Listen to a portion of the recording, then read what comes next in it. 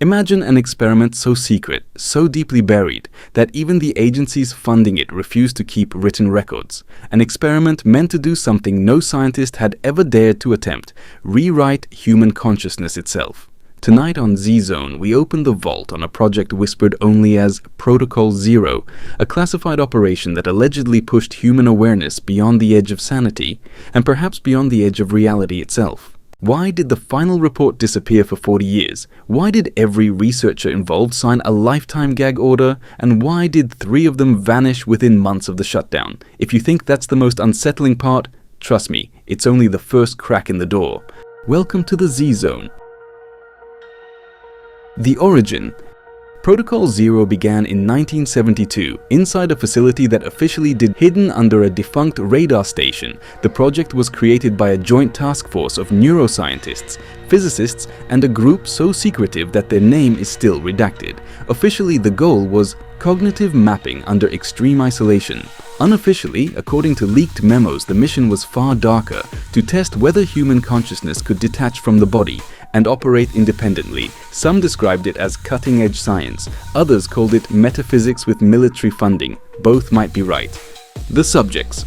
The chosen subjects were individuals who reported lucid dreams, out-of-body experiences, episodes of déjà vu, or unusually strong intuition. They weren't told the real purpose. They were told one rule: do not fall asleep.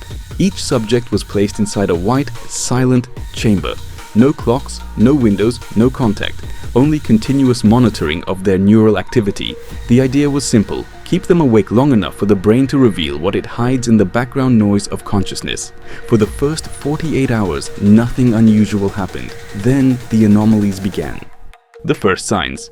Subjects started reporting thought echoes, whispers that didn't sound like voices but like someone else's thoughts brushing past their own.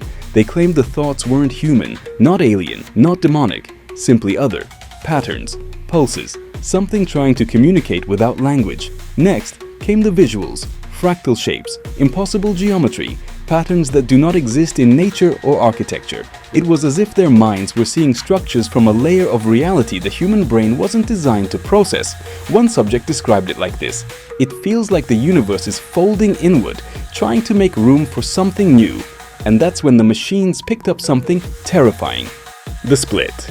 Neural readings showed 2 distinct sets of brain activity, overlapping, competing.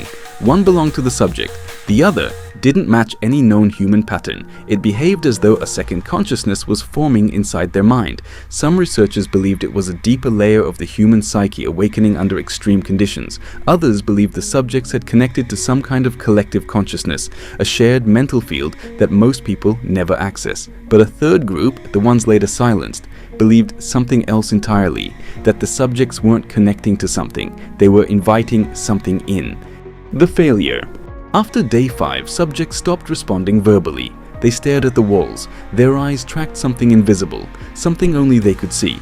Their brain scans showed activity patterns never recorded before or since. And then, one by one, they began speaking in unison. Not chanting, not screaming, just calmly repeating the same sentence: "We are not alone in here."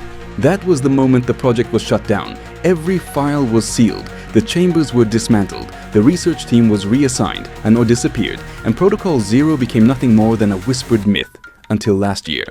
The report resurfaces. In 2024, an anonymous whistleblower leaked a fragment of the original summary, the part explaining why the project was erased. Here's what it said: extended wake cycles do not cause hallucinations. They remove the filters that prevent perception of non-local consciousness structures. In plain English, they believe the human mind is already connected to something bigger, something we aren't supposed to see, and depriving the subjects of sleep didn't create madness. It removed the barrier between individual thought and whatever exists beyond it. The final line of the report is the most chilling. The experiment did not fail, it succeeded, and that is why it must never be repeated.